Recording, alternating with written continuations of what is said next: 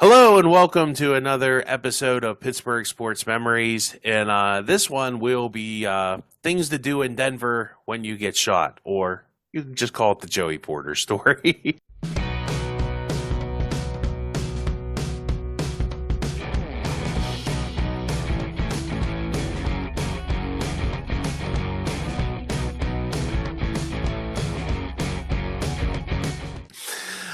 Yeah, one of the more unique players to ever play for the Steelers.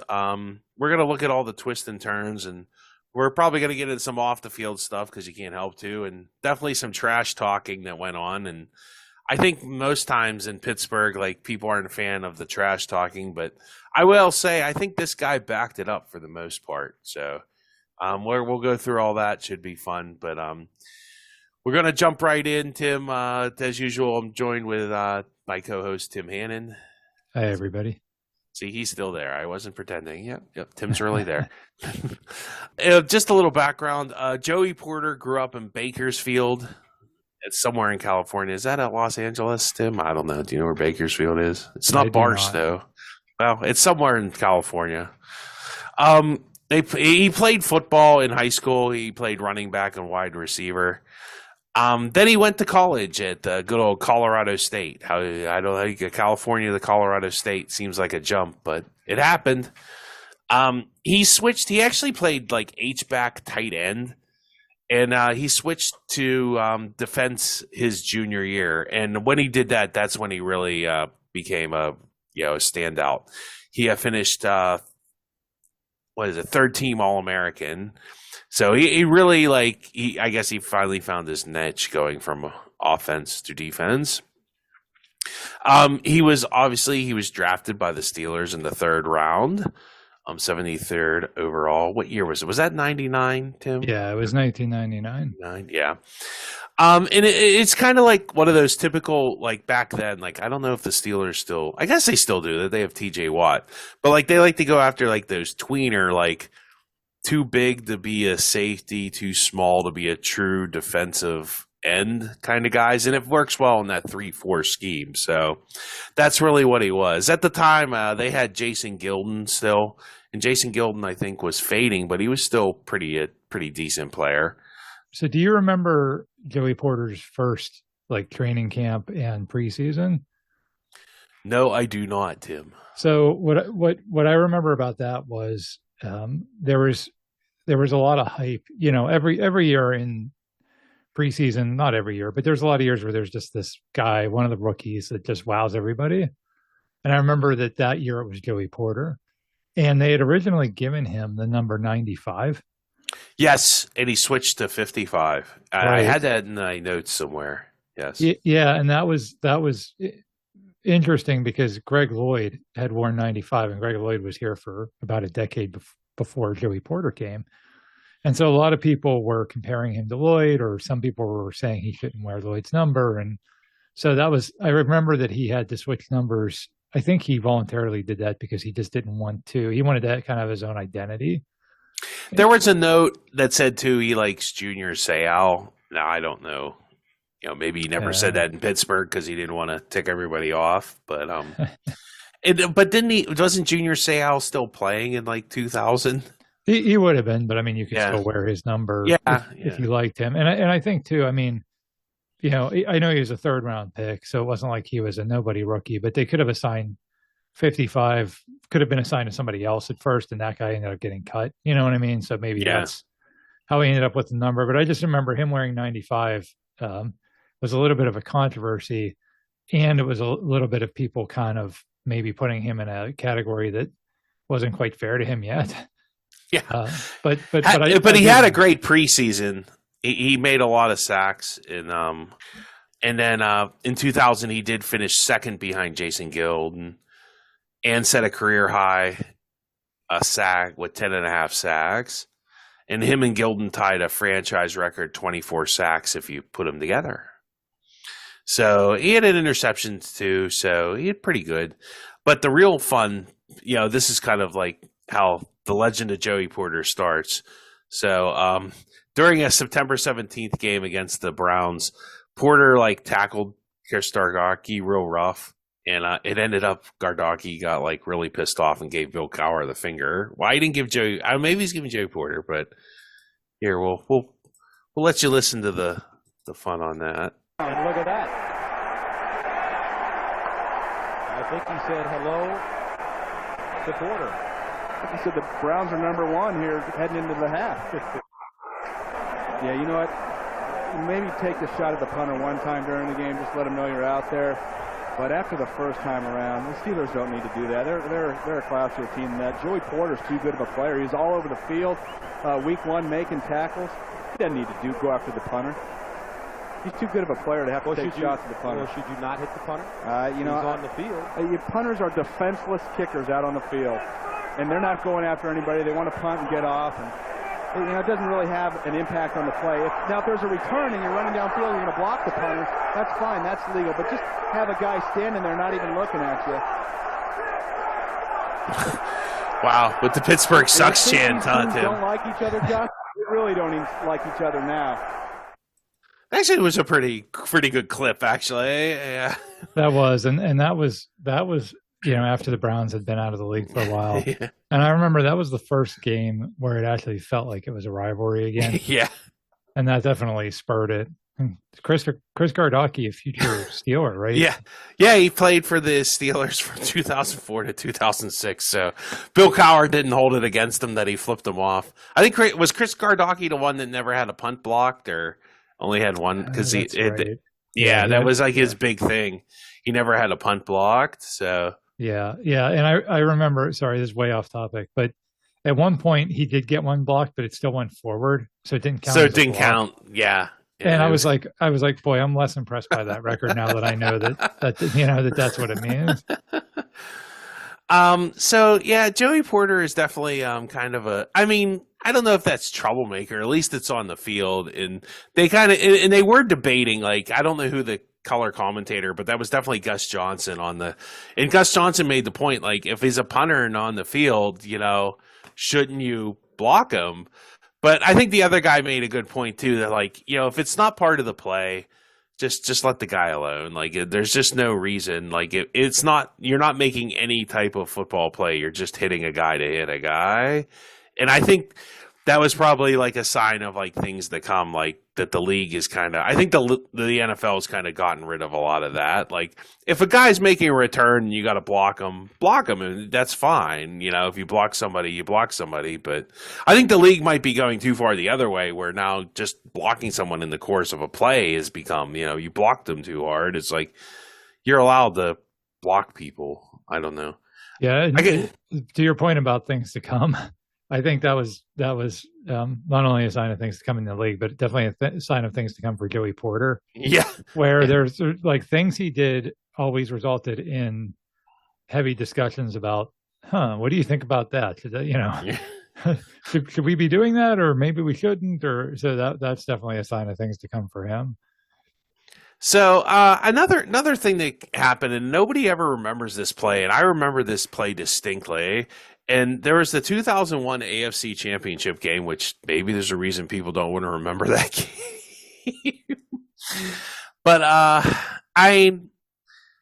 Joey Porter has a chance late in the game. Like, Drew Bledsoe just couldn't help himself and really tried to like pull it. He likes to throw to Steelers defensive players. Like, he did it in like the Kevin Henry, and he almost did it again to Joey Porter. It was late in the game, and I think the Steelers were down still. And it would have been a big turning point. So Bledsoe throws this side, almost intercepted by Joey Porter. It looked like it was going to be one of those replays from last week where David Patton makes a catch on his knees. It never got that far. I guess that's unfair. Like, he kind of, if you watch the replay, he does make a nice play, but he kind of has it. It would have had to have been like almost like a one-handed interception, or he had to tip it back to himself. But it was 24-17 with I think I saw 6 minutes. If he catches that, that's probably a touchdown. That's probably a tie game. Tied. Oh, yeah, man. I remember that happening. Yeah. And I remember that he was upset about it. I think even in the Super Bowl DVD years later, that's like the first thing that they introduced when they introduced him. But I did not remember that it literally would have tied the game with minutes left in the fourth quarter. That part I actually did not remember. So, oof. that kind of hurts even more seeing it. And like you said, it wasn't like right in his chest, and he's a linebacker, so he would have had to make a kind of like tip it to himself with the one arm, but he had a clear path to the end zone. And he had a decent. It wasn't like one of those ones where it just barely grazed his fingers too. It hit him squarely in the hand. He could have. If that was a receiver, we'd say, "Oh man, he dropped it." But again, he's a linebacker, and that wouldn't have been the easiest catch. But yeah, oh man, I forgot that was like this down and situation. Yeah, it was definitely. I forgot. Did he talk? You said he did talk. I don't remember him ever talking about that, but definitely a key moment in Joey Porter's career. And that was kind of like those Steelers back then. They hadn't broken through to win a Super Bowl yet, so it was kind of like, oh, you don't make the plays, when you need to make it. So, yeah. So I guess now we're gonna go to some of the off the field stuff. So fast forward to 2003, Joey Porter recorded his lowest sack total of his career, and this is from the internet. It's a Forrest Gump-style gunshot wound. I guess I was wounded in the buttocks.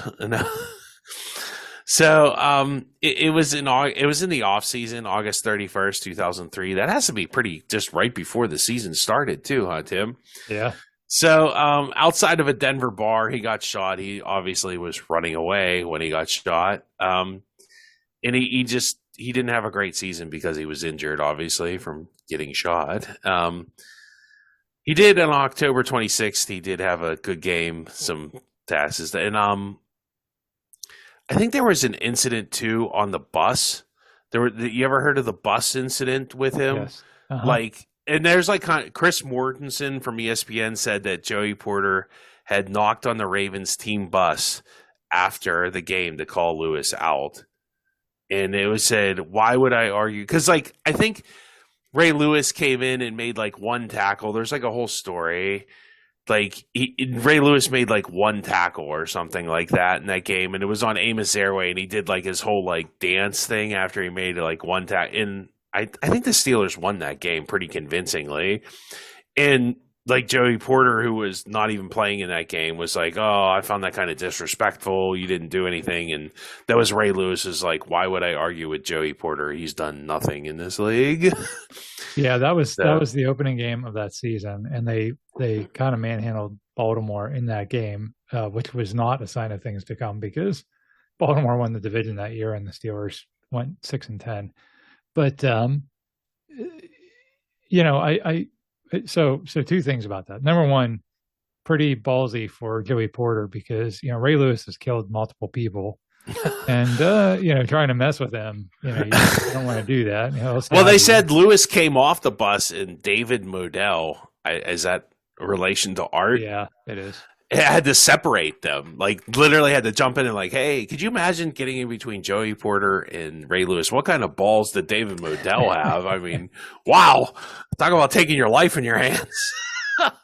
Very true. Very true. Yeah. But in all seriousness for Lewis, one thing I will say about that is he is one of the few smart people that didn't his response to that. He didn't let Joey Porter get in his head. Yeah. And as we'll see later, I'm sure with some of the things you cover, other guys were not that smart. Yeah. Yeah. That's unfortunate. In 2004, the Steelers have the season for the ages. We covered in another podcast. They go 15-1, and Joey Porter had a really good season that year. One of the things was the game on Halloween where they broke the Patriots, another Patriots highlight. But he had a great sack of Brady to help end the winning streak. And it gets to Brady. Porter. And the last 4 plays for the Patriots, 2 turnovers, a rush for a loss, and a sack. Joey Porter, number 55. Jim, you and I talked last night, and we said, we don't even talk about Joey Porter when we did the last Steeler game. It was Clark Hagan's. It was Chris Foot. So Joey Porter had a really good game. Jim, I normally talk about Clark Hagan's. Yeah. Here's this Joey Porter fellow. Yeah. Smooth move by Phil Sims. Thank God he's not on the not on the play-by-play anymore. Although Tony Romo is approaching Phil Simms territory. I still like Tony Romo, but we'll debate that on another episode. Our favorite national sportscasters. Yes. Right. So also that season, I mean, he really did have a good year. I didn't look up his stats for the year, but he did good. So there was a fight before the Cleveland game. Do you remember that, Tim? Oh, yeah. Uh-huh. And so we'll go to that. Welcome back live to the NFL Today, everyone, where you have some breaking news for you coming out of Cleveland. Let's take you right out to Dan Deerdorf. Dan, what's going on? Well, thank you, Greg. You know, we mentioned earlier about Gerard Warren's comments and how emotions were running high. Well, just a couple of moments ago, this is what happened down on the field when the two teams were out warming up. Right in the middle there, that is Joey Porter, number 55, William Green, number 31, the running back for the Browns, and they are exchanging blows. William Green told Armin Katayan that Joey Porter spit in his face right there, and that's what started the fight. Bill Cowher has no comment on what happened. You can see William Green is bleeding. These were big-time punches being thrown, and we are being told this video has already been forwarded to the NFL office in New York. That's pretty Joey Porter right there, huh? Yeah, and then he and Green both got ejected right before the game started. Yeah, and it didn't matter because James Harrison was there, and I remember even saying that like with other fans, like that James Harrison was actually becoming better than Joey Porter at that point. But it was nice to have both of them. That kind of opened the door for James Harrison's career to take off. But I mean, have you ever seen that before or since? A guy gets ejected before the game? Well, William Green did. I don't think so. I'm going to say not. I'm not sure what to make of, like, did he spit on him? Didn't he? I don't know. I mean, like you said there was a lot of people that let Joey Porter get in their heads, and William Green is just the list of a lot of different people. And Ray Lewis managed to avoid that, but William Green not so much. And it's like becoming a pattern of behavior with him, just like starting a lot of extracurricular stuff. We've gone hitting Chris Gardocki and like talking about Ray Lewis. It's just, I guess that's just kind of part of who he is. And you got to take it, take the sacks and the great plays with that. I mean, he does play with a lot of emotion, but part of life is controlling that emotion and keeping it between the lines. And some guys do probably a little better job of it than others. I mean, at least this was on the field, technically, even though it was between the lines. The game just hadn't started yet. That was the problem. And I don't understand, he plays on, it isn't like these are two defensive players that are never going to hit each other. He's in the running back, you're the linebacker. If you just wait till the game starts, you guys can totally hit each other and it'll be perfectly within the rules of the game. So yeah. Like I said, I've never seen that where it's like literally, I didn't even know you could do that. Eject someone for something that happened before the game.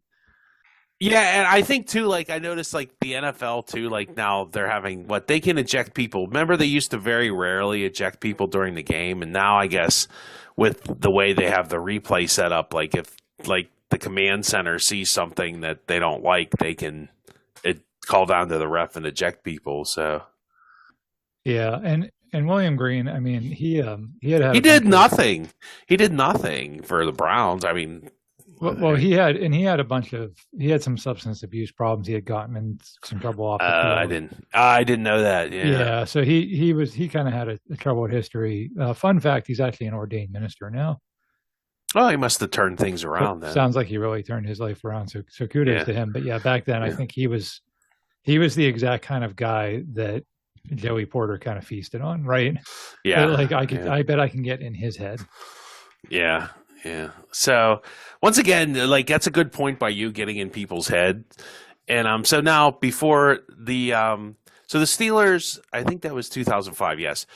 Well, that was 2004. But then they lose the championship game. I didn't look up Porter's stats for that, but they lose in a disappointing year, and everybody's real emotional. And Jerome Bettis comes back.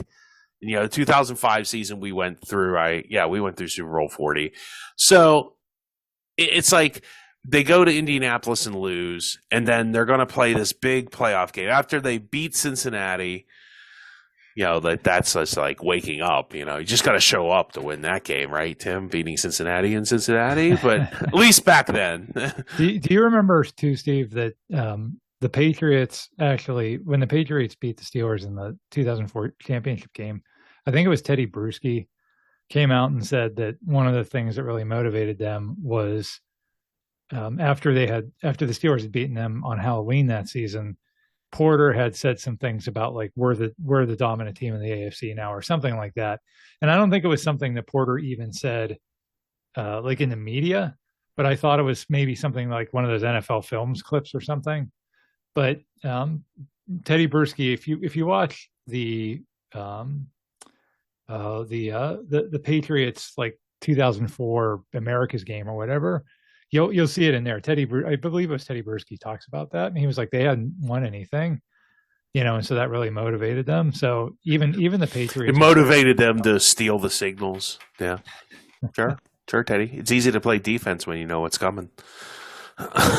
I have no respect for that. I'm sorry, that guy's a joker. I mean, I remember him in the Super Bowl jumping on who was the running back from Carolina, like literally getting away on like the flying elbow. Like it would look like a WWE move for one of the running backs for Carolina in the Super Bowl, right on the guy's head, and they'd be like, whatever. It's just so whatever, dude. Well, like you said, 2005 was finally the year that the Steelers, had a chance to erase that stigma of always losing to New England or being second banana to New England. Yeah, I mean, so and what happened was they had lost earlier in the season to Indianapolis, and like on paper it looked like a blowout. But I've always said I thought that game was closer than it looked. I didn't feel like the Steelers were not in Indianapolis's league. I just thought they kind of got caught like with some injuries, and then Ike Taylor got caught on a play action pass, and I thought if the Steelers play as good as they're capable, they can beat Indianapolis, and it wouldn't be easy, but I know you could. So before the game, Porter criticized the Colts for playing soft. He said in their first meeting, he challenged them to play smash mouth football. So, and the Colts didn't really respond to it, like you said, but they're coached by Tony Dungy, so that's kind of how they're going to roll. They're not really going to talk much. They're not going to say anything, especially Peyton Manning.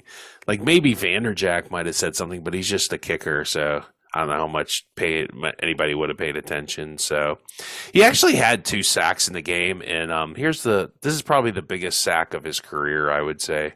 Here comes he, Polamalu, and they get him at the 2-yard line. And the Steelers, the jubilant sidelines, and Bill Cowher's team came up with a big play again. Now I'm not going to play the fumble part of that, where Jerome Bettis' fumbles. That's not good. That was no good, huh? But that was a great play. That was after the Polamalu interception. That wasn't an interception, and it was just. Also, there's some other comments he made that I kind of agreed with at the time. As I've gotten older, maybe I think I still kind of like see his point.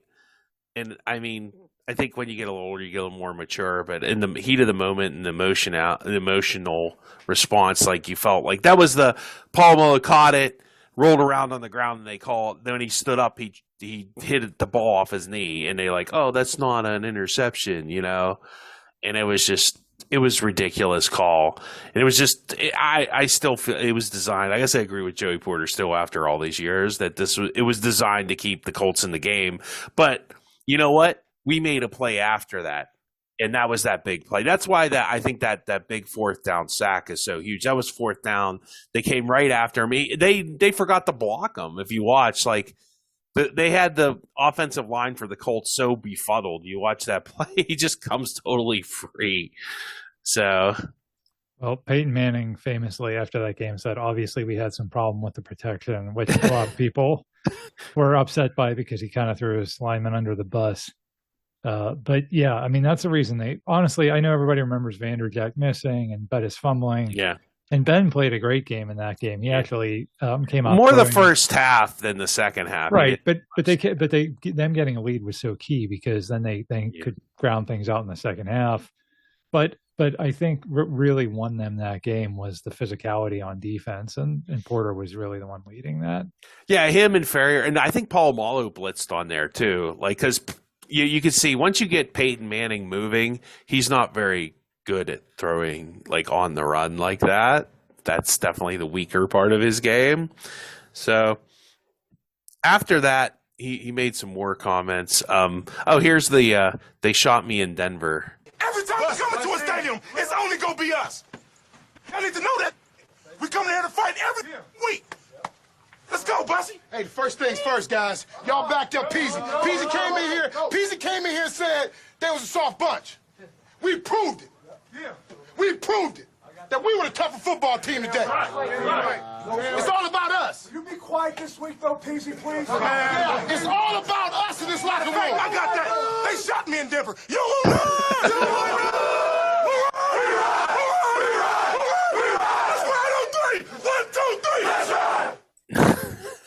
I love Cower. I love Cower. Like, can you just maybe not say anything this week, please? For the love of all things holy.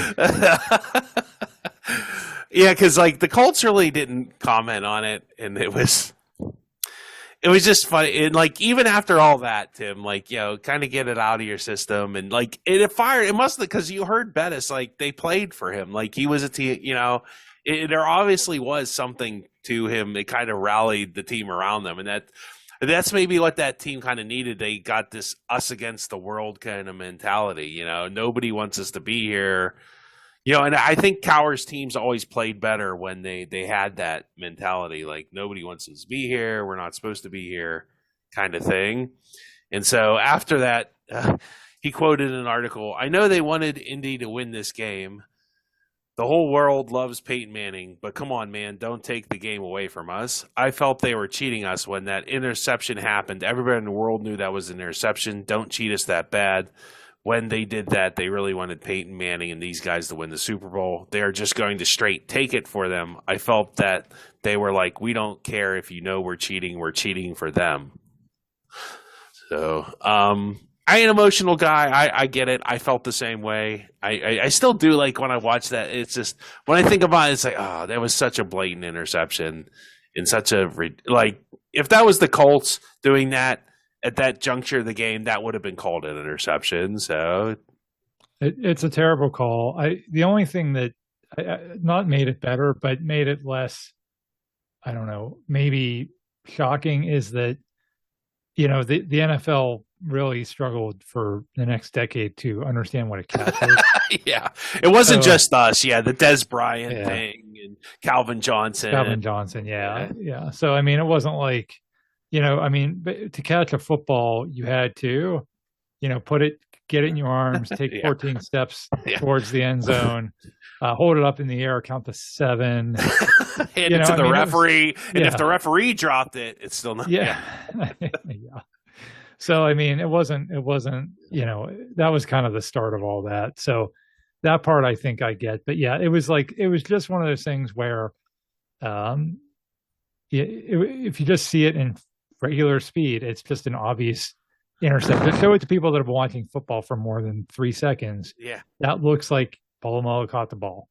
But it's when we review it in 15 different angles, when we put it in slow motion, and then they just talk themselves out of the fact that he caught it. So I don't know how intentional that was, or if it was just the stupidity of the league back then, where they just didn't understand. They could not agree on what a catch was. So, moving on, like that same season, Super Bowl 40, Jeremy Stevens. You remember what Jeremy Stevens exactly said? It was like, it's a nice story, but it's going to be sad when he loses or something like that. It was very innocent. That's what I remember. Yeah. It wasn't like Jeremy Stevens was getting up there with the intent to trash talk or put the Steelers down. I don't think he meant anything by it, but oh boy, did Joey Porter take it that way. So, Joey Porter, I guess some guys just need a reason to get fired up. Gets fired up. And he says, I've been asleep all week, but now I got woke up. Porter said, I've got my first taste of blood, and now I'm thirsty for more. So he wants to drink blood? Okay. What is he? Okay, count Porter. Until now, it was watch what I say. I can't say this. I can't say that. Don't do anything silly, but I'm ready now. You look for the guys that say something that aren't supposed to say nothing, and I feel like he was definitely out of pocket to say what he said. I'm going to make sure he owns up to those words.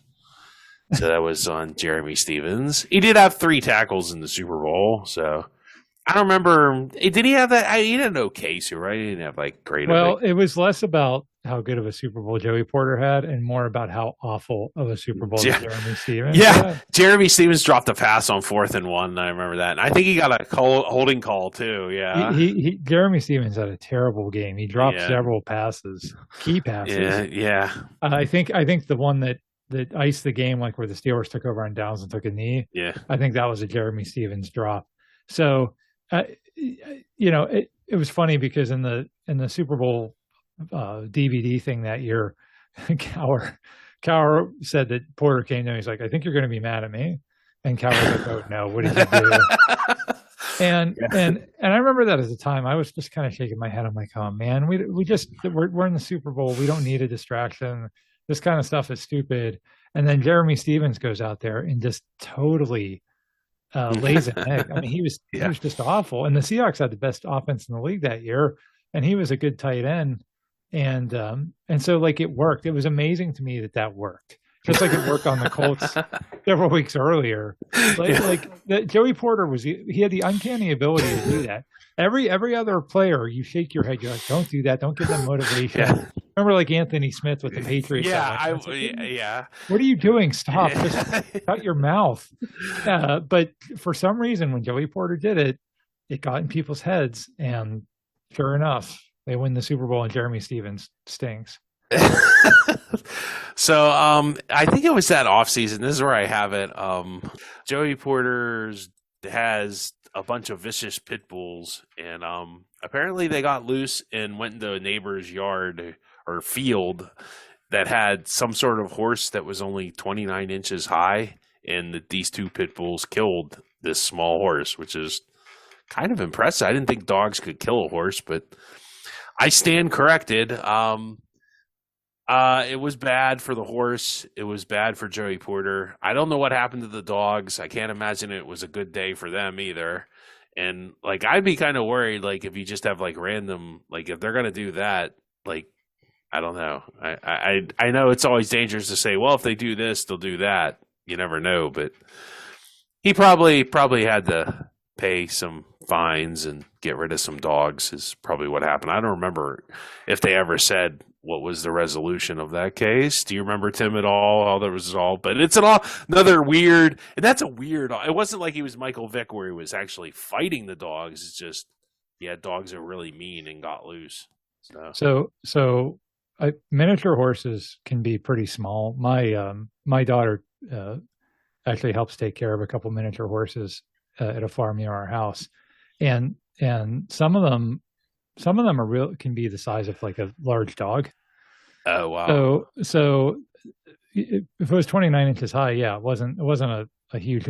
Horses are normally 1,200-pound animals, but miniature horses can be, like I said, the size of a pretty big dog. So the fact that they attacked and killed it means that they probably, if that was another dog or some other domesticated animal, they probably would have done the same thing. And I don't remember if they said what happened, if they had to euthanize the dogs or what. But I remember a lot of people obviously being upset about that because, an animal got senselessly kind of killed people blame Porter because if you're going to have dogs that are potentially violent like that, then you got to keep them under control.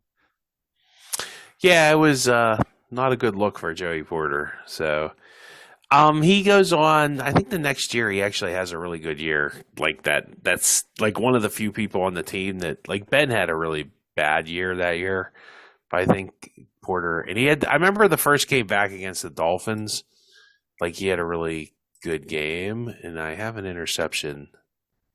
Culpepper back, throws a pass, it's intercepted, the Steelers have it, they're running up the sideline, Joey Porter, he's at the 5, he's into the end zone, and you can kiss this game goodbye. Joey Porter showing that knee surgery that he had in May sure has healed up because he had nothing but speed taking that to the house. Joey Porter intercepts Dante Culpepper. 2 series in a row. Joey Porter kissed Bill Cowher at the end of that game. So yeah, so that was what had happened was that off season, like you heard in the clip there, he had surgery. There was some talk about him wanting a contract extension, I believe, and the Steelers weren't ready to do that because they kind of thought he was on the tail end of his career. And so when he made that play, it kind of felt like, oh, maybe this is the old Joey Porter. And I think, like you said, he had a decent enough season, but they also had James Harrison. That's the bigger issue is they had a guy to replace him for cheaper. Mm-hmm. So unfortunately, Joey Porter gets cut by Mike Tomlin. He didn't want to pay a roster bonus of $1 million. And he went to the Dolphins. Actually, had some really good years with the Dolphins. He had 5.5 sacks in the 2007 season, but then the next year he had 17.5 sacks. He really did play well, but then the Dolphins sucked. So they had one good year with him. They went 11-5 one year. That was the year Brady got hurt and they were running the Wildcat offense. So it was more of a fluke, honestly, than anything. Yeah, but Porter did make a Pro Bowl and was second team All Pro. I don't know. He started at outside linebacker, team captain. One time he was voted second dirtiest defensive player in the league behind Albert Hainsworth. Was that the guy who stomped on somebody's head? Yes. Yeah. So I mean, it's Hines Ward did get voted the most dirty player in the league one year. So Porter to keep from the calling out New England Patriots, Tom Brady. I guess there were other times. Yeah, he called out Tom Brady and had no sacks, and Brady had a great game, and they lost. So yeah, the lesson learned for Joey Porter is you can get inside of everybody's head except the Patriots and Ray Lewis. Yeah. And he actually got suspended by Tony Soprano for not getting the money from the Bada Bing Club. Oh no, sorry, that's Tony Sperano. For undisclosed reasons, who knows? Maybe his dogs killed Tony Soprano's cat, or I think that was Soprano against Sperano. Whatever happened to Tony Sperano? I don't know. Don't know. Not coaching football, that's for sure. So this is the end of Joey Porter's playing career, right? So he'll probably go into a quiet retirement, right, Tim? Not going to hear too much from him. Not going to have any effect on play on the field too much. No, that's not the Joey Porter way. So the best part, he ends up being a coach with the Steelers. I think he coached at Colorado State for a year, and then the Steelers hired him.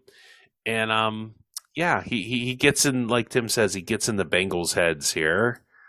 And now there's a little flare up again. An official just got pushed. And now if this is just a penalty against Cincinnati, they're going to make this a chip shot field goal and lose their season over it. Perfect thinks it might be against Pittsburgh. There's Joey Porter, one of the assistants. He's had, of course, back in his playing days, scrapes. Then he got bumped. Jim, this call is huge because it's going to have everything to do with this field goal attempt. Well, it's totally huge, but it's sad. Personal foul. Defense number 24. 15-yard penalty. First down. Adam Jones. Joey Porter was on the field, and he gets bumped, and he starts, all kinds of talking all trash on people while he's a coach, Jim. It's unbelievable that, Jeremy Stevens, it was unbelievable. And then here you have a full decade later, Porter's been retired for years, and Pac-Man Jones, why? And the punch he throws at Porter, he's 10 feet away from him. He hits the referee instead because he's so he just got so blinded by rage at Joey Porter, who's a coach. Jerry Porter. Who actually is a wide receiver at West Virginia. So maybe that's how he thought he was punching his old teammate from college. Yeah. But literally, what in that, and then the Bengals lose their whole season because he lets Joey Porter get inside his head. Again, just like 10 years earlier with Stevens, I couldn't believe that someone would let Joey Porter mess with them that much. But Pac-Man Jones, props to him for being that naive. In 2016, the incident had made into a new NFL rule called the Joey Porter rule, which expressly prohibits assistant coaches from entering the field of play. Yeah, I mean, there was some controversy. He really should not have been out there. I know. If they would have thrown a flag on him too, which they should have, it would have offset the Burfict penalty, and that's really what should have happened. But unfortunately, he got Jones the fall for it, and I've just never seen an assistant coach be out on the field just starting trouble like that. Has that ever happened before, Tim? I can't remember. Once again, Joey Porter's a pioneer of, earlier in that game, Mike Munchak. Yeah, he got into it. I thought you see guys run into the coach. Normally they just kind of grab them and try and hold them up or slow them down, or get out of the way. But I think that's what Munchak was trying to do. But then the guy pushed him. The guy for Cincinnati pushed him, and he pushed him back. But Munchak, I think, actually got penalized for that. Yes. I've seen coaches get penalized for doing things. Yeah, but never on the field. Yeah, normally it's. Never in the middle of the field, basically coaxing someone into taking a penalty that would end their season. I just that'll go down in history. Nothing's ever going to top that in the Steelers-Bengals rivalry, that they took 2 personal fouls to lose their season because they couldn't control themselves. So it all culminates. What did I say? I don't know. It all comes to a head in 2017, right, Tim? So there's an incident down on the South Side. Why Joey Porter's down on the South Side drinking, I don't know. I hate to be a parent here, but nothing good happens after 11 o'clock on the South Side, right? And that's what happens. He gets arrested for some sort of assault or something, or just disorderly conduct. And it was pretty bad. After the investigation, the district attorney actually dropped a more serious charge and left him just with the summary offenses. So, I mean, he did resume his coaching duties, I think, that season. But I think that's kind of he became not worth the trouble that he was creating. And after they lost to the Kansas City Chiefs in a divisional playoff game, Porter was fired. And that was pretty much it. I don't think he's not in the NFL. I know I saw him. Hines Ward hired him in the X. Can you imagine having Hines Ward and Joey Porter as your coaches?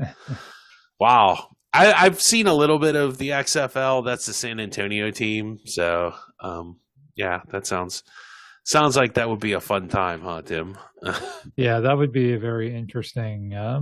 You'd have a lot of stories to tell, I bet, if you're on that roster. Yeah. Yeah, I'm gonna say that probably did happen. I don't think I have anything else. Is he one of the greatest all-time Steeler defenders, Tim? I mean, do you put him up there with L.C. Greenwood, who had 78 sacks? Joey Porter had 60 sacks with the Steelers. I think he finished with over 80 for his career.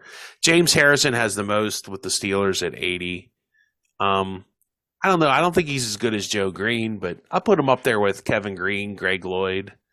Yeah, I'd put him in that category. I don't think he was as good as James Harrison, honestly, either. Yeah, and I don't know where you put L.C. Greenwood. So what do you think if we were ranking them? Harrison's definitely number one, and then what do you think? L.C. Greenwood, in terms Joey of Porter? In terms of guys just that rush the passer or just linebacker? I guess we'll just go with rush the passer. I guess, although he played pretty good coverage too, which would definitely give him a leg up on Greenwood. I can't imagine L.C. Greenwood was covering anybody. But he was a defensive lineman, so it's hard to. I mean, if you're just ranking linebackers, you also have to put Jack Ham and Jack Lambert in there. So it's. I would put him again second tier. I think that there's your all-time greats, kind of your Hall of Famers or borderline Hall of Famers, Ham. Yeah, because nobody's talking about Joey Porter for the Hall of Fame, and I don't think that'll ever happen. Right. But I mean, also in terms of just what he meant to the team. And again, some of those stories we told, do they win the Super Bowl that year without Joey Porter? You could argue that they don't. Do they make it past the first round of the playoffs in 2015 if he's not coaching. I mean, so he was a pretty significant figure in Steeler history, and certainly a very memorable fan favorite. I mean, people love Joey Porter around here, so he's always going to have that. Yeah, he definitely had some rough off the field stuff, but I think for the most part, when he talked trash, he backed it up, at least here in Pittsburgh, except for that one time in Miami where he kind of pulled an Anthony Smith, like, talked some and then ran out of the building and didn't talk to, the media. So I don't know what are you gonna do. A good player, I think that kind of sums it up. Like he's definitely like probably one of the greats, but not quite in the category of, like you said, like a Joe Green or a Jack Lambert or somebody like that. But well, hang on, Steve. Do you want to talk about his son at all? Oh yeah, I mean that's kind of new. I mean, I don't know. Like there's no book written on his son. Like his son's become a pretty good football player in his own right, and he got drafted by the Steelers this year. It was a second round. That was early second round, so definitely should be interesting. Are they going to let Joey Porter back on the sideline? Well, they have to make another rule. I'm sorry, family members aren't allowed on the sidelines during the game, because I could see like he's going to probably be fun to sit on the sideline, sit in the stands with at least. Can you imagine watching a game with Joey Porter? That must have been interesting at Penn State because. Yeah, anything that gets Joey Porter back in a Steeler game, I think, is never a bad thing. So hopefully he'll show up for a lot of his son's games. Yeah, and hopefully his son. I mean, you never know how these draft picks turn out. So, like I said, I'll rate this draft 3 years from now. So, but going back to the point about Porter being a fan favorite, I think that a lot of people really wanted the Steelers to draft his kid, which of course, like you said, they did this year, just because his name's Joey Porter, right? If that was, well, I know. I mean, I think the fans are, but I don't think the team was that. No. I'm just saying that. I hope not. Such a fan favorite here that fans. Maybe there'll be unrealistic expectations of his son. I feel bad about that. Probably, but if that was cornerback Bob Smith from Penn State, you would not have had the same level of people really interested and really hoping that that's who the Steelers would draft. Yeah, there's something to that. I mean, I just hope it's not like an Anthony Dorsett thing. Like he wasn't a bad player in the NFL. He did get burned in that Super Bowl for that touchdown by Isaac Bruce, and that's not good.